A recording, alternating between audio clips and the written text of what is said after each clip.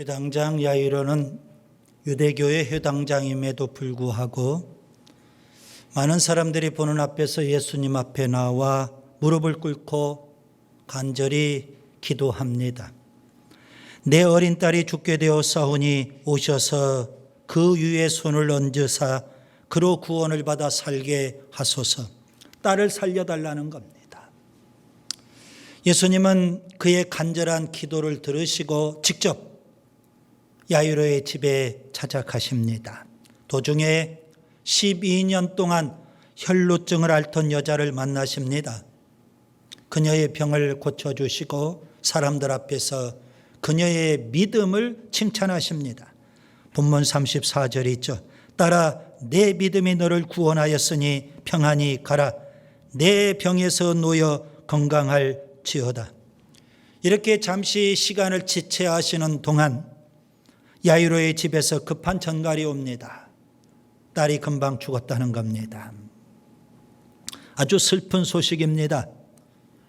그때 예수님은 딸이 죽었다는 소식을 들었던 야이로에게 말씀하십니다. 두려워하지 말고 믿기만 하라. 예수님은 그에게 그 이상의 믿음, 절대 믿음, 오직 믿음을 요구하시는 겁니다. 여러분, 회당장 야이로의 사건과 혈루증을 앓던 여인의 사건은 별개의 사건이 아닙니다. 두 사건이 서로 긴밀하게 연결되어 있습니다. 예수님은 야이로에게 그 이상의 믿음을 지금 요구하고 계시죠.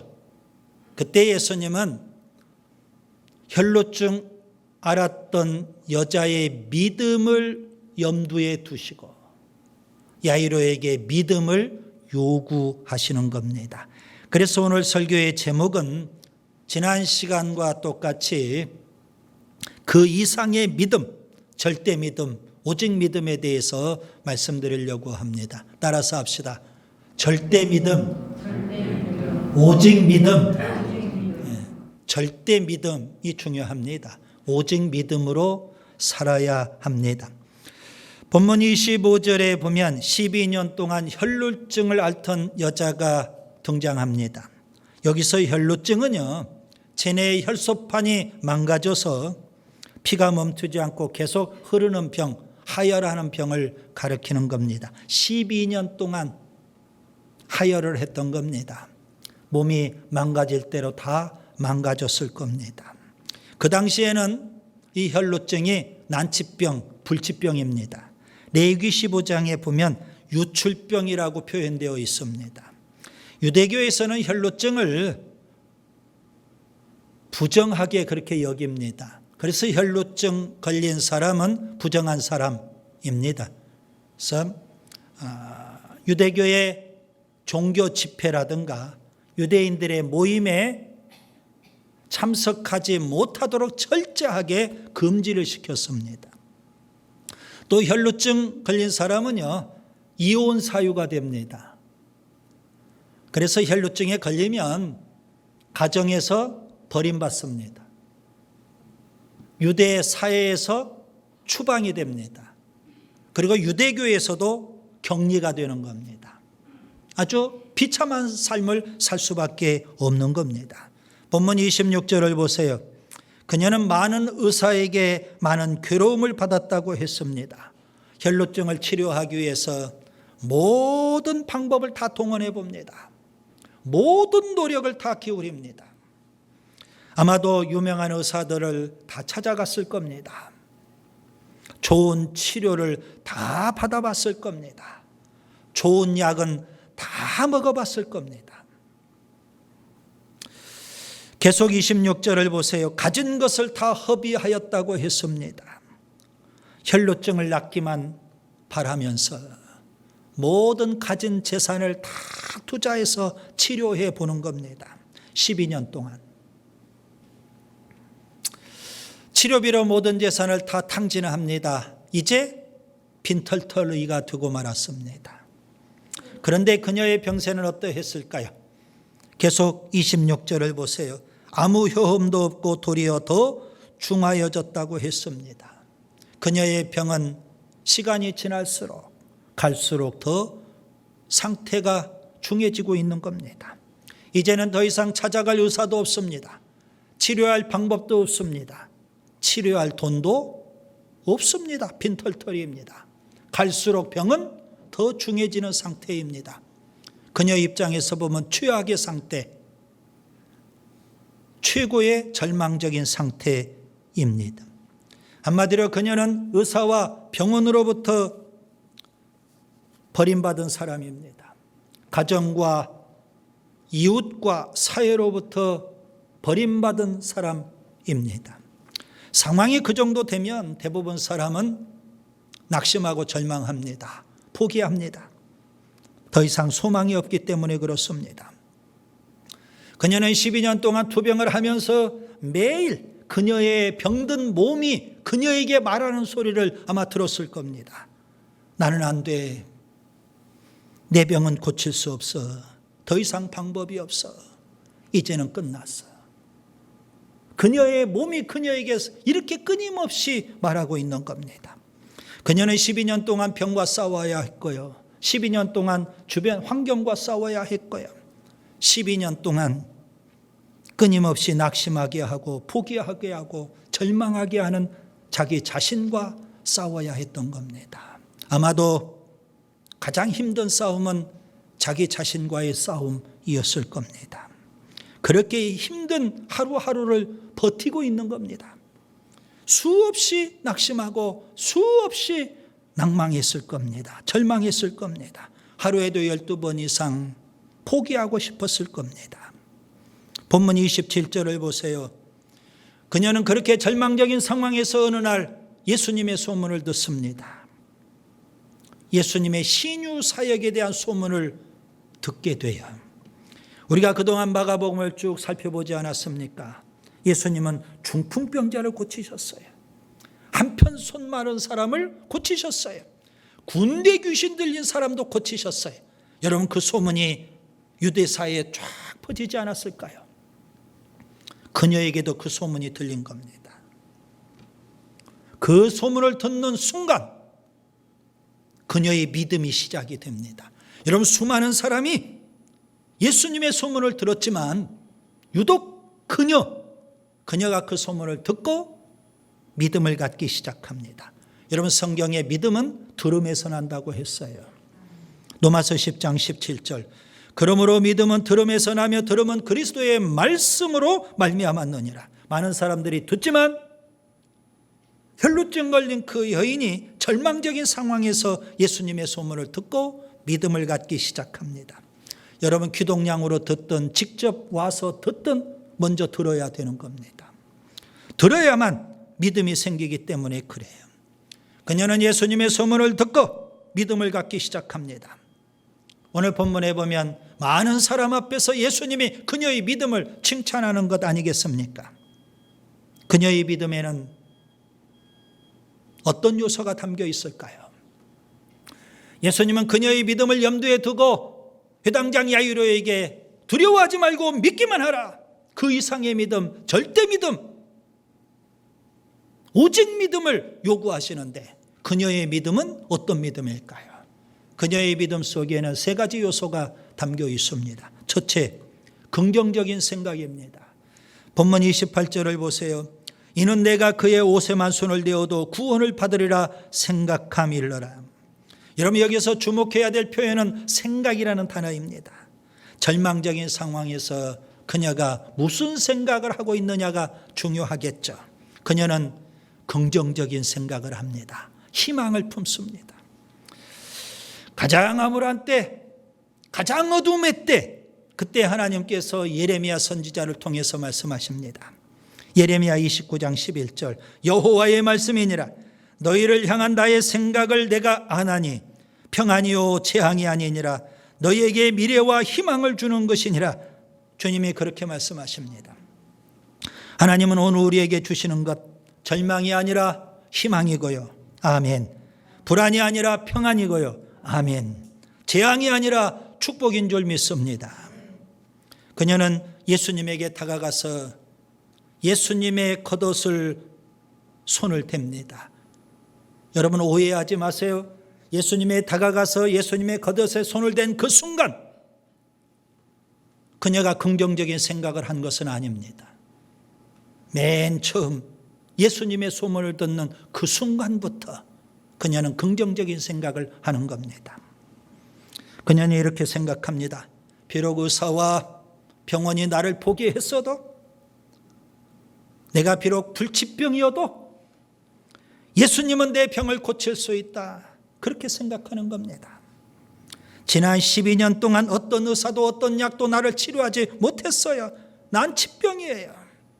비록 난 치병이어도 예수님은 내 병을 치료할 수 있다. 그렇게 생각하는 겁니다. 여러분, 대부분 사람들은요, 그런 절망적인 상황에서 긍정적인 생각을 하지 못합니다. 부정적인 생각을 하게 돼요. 아무리 예수님의 소문을 들어도 부정적인 생각에 사로잡히고 마는 겁니다.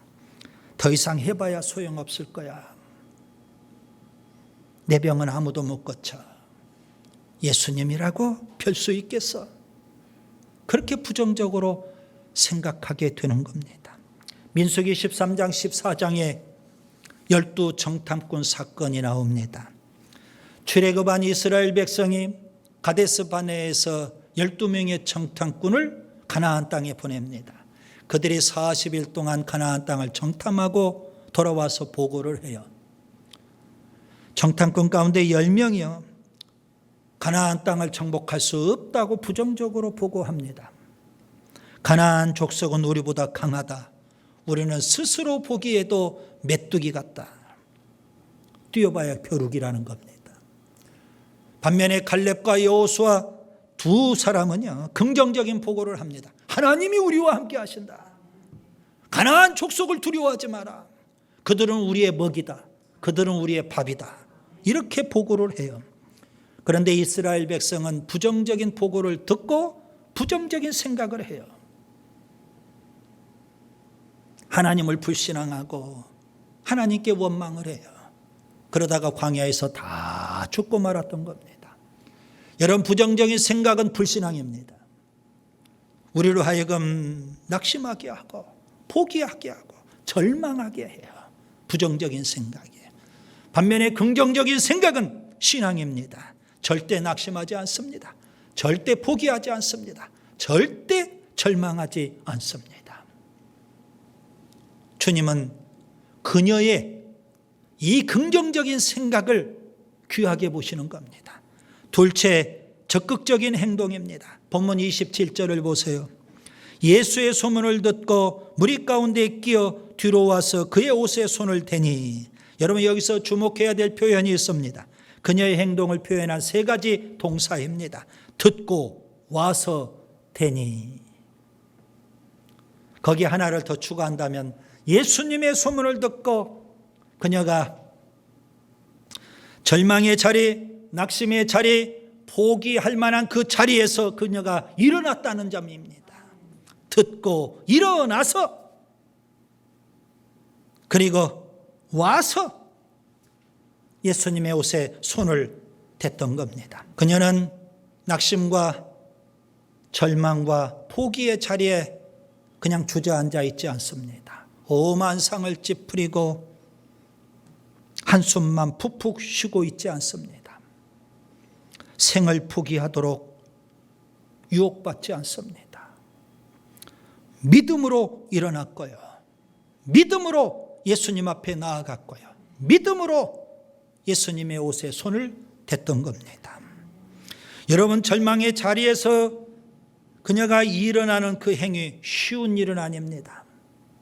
12년 동안 수없이 치료를 받아봤어요. 12년 동안 유명하다는 의사들 다 찾아봤어요. 이제 절망할 법해요. 그런데 그 자리에서 예수님 소문을 듣고 일어난다는 것, 쉬운 행동은 아니라는 말씀입니다. 사람들을 헤집고 예수님 앞에 다가가는 것도 쉬운 행동이 아닙니다. 방금 전에도 말씀드린 대로 유출병은 부정한 것으로 율법에 규정이 되어 있어요. 유대 사회에서 추방이 됐어요. 그런 부정한 여인이 사람들을 헤집고 예수님 앞에 나아가는 것 결코 쉬운 일이 아닐 겁니다. 예수님의 옷에 손을 대는 것도 쉬운 행동은 결코 아닙니다. 그녀는 어린아이처럼 단순하게 생각합니다. 내가 예수님의 옷에 손만 대어도 내 병이 나을 수 있다. 어떤 사람은 그녀의 이런 행위를 미신적인 행위라고 그렇게 비난할지도 모릅니다. 물론 미신적인 행위처럼 보이기도 합니다. 그러나 그녀가 예수님의 소문을 듣는 그 순간부터 그녀는 예수님에 대한 믿음이 생깁니다. 예수님 앞에 나아가면 내 병이 나을 수 있다는 확신이 생기는 겁니다. 그 믿음의 확신을 갖고 그녀는 일어난 것이고요. 사람을 헤집고 예수님 앞에 나아간 것이고요.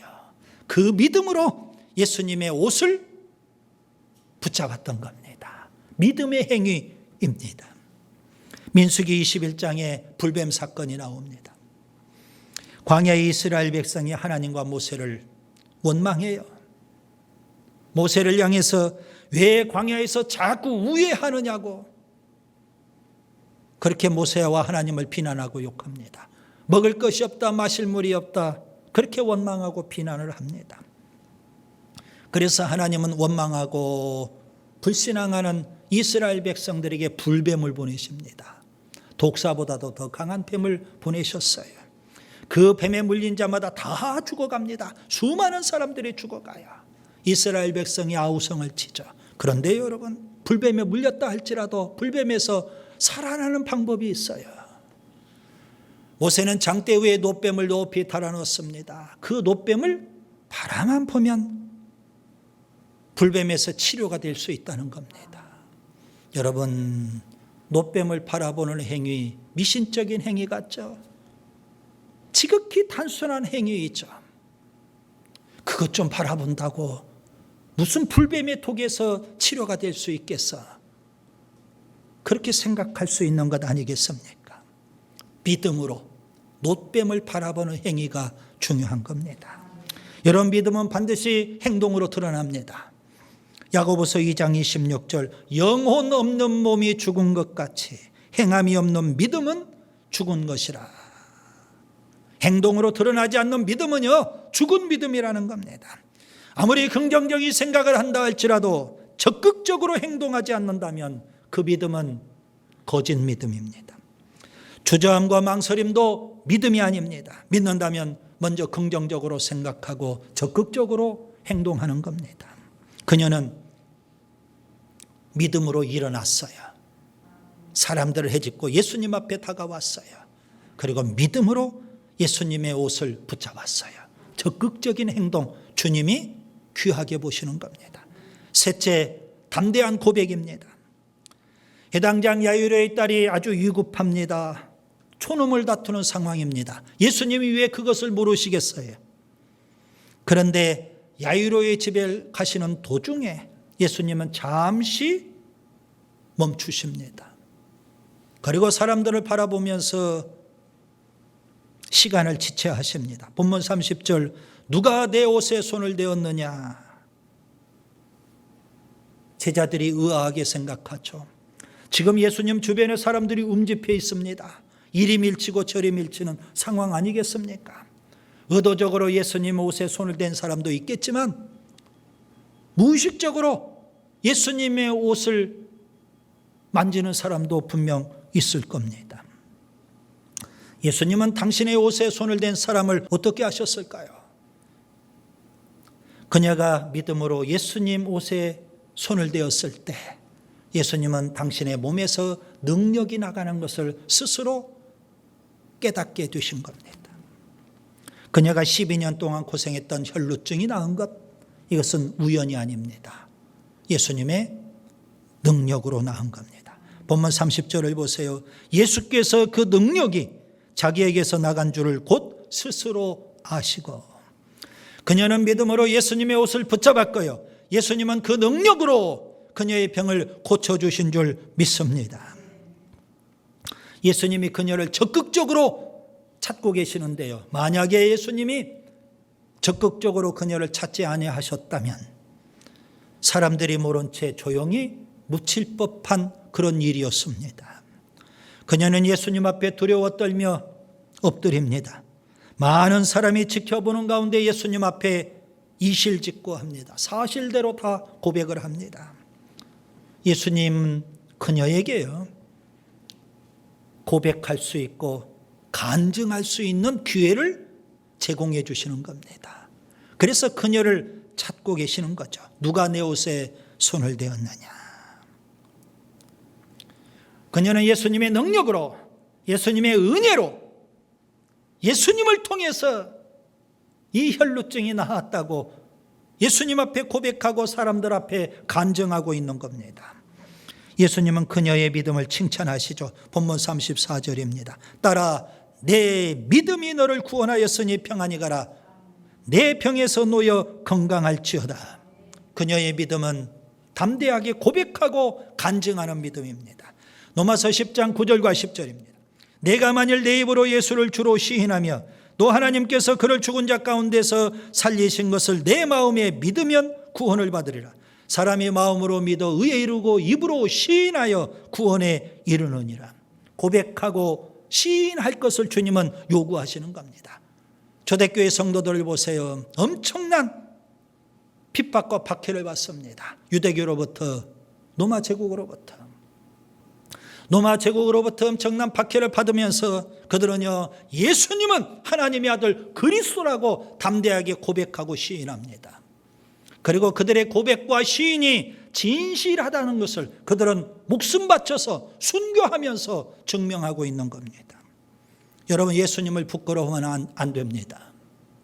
복음을 부끄러워하면 안 됩니다. 예수 믿는 것을, 교회 다니는 것을 부끄러워해서야 되겠습니까? 담대하게 고백하고 시인할 수 있어야 합니다. 말씀을 정리합니다. 예수님의 회당장 야이로에게 그 이상의 믿음, 절대 믿음, 오직 믿음을 요구하십니다. 분명 예수님은 혈루증 앓았던 여자의 믿음을 염두에 두고 야이로에게 믿음을 요구하시는 겁니다. 예수님은 혈루증 앓았던 여자를, 그 믿음을 칭찬하십니다. 그녀의 믿음에는 긍정적인 생각, 적극적인 행동, 담대한 고백이 담겨 있기 때문에 그렇습니다. 오직 믿음, 절대 믿음, 그 믿음을 갖고 살 수 있기를 바랍니다.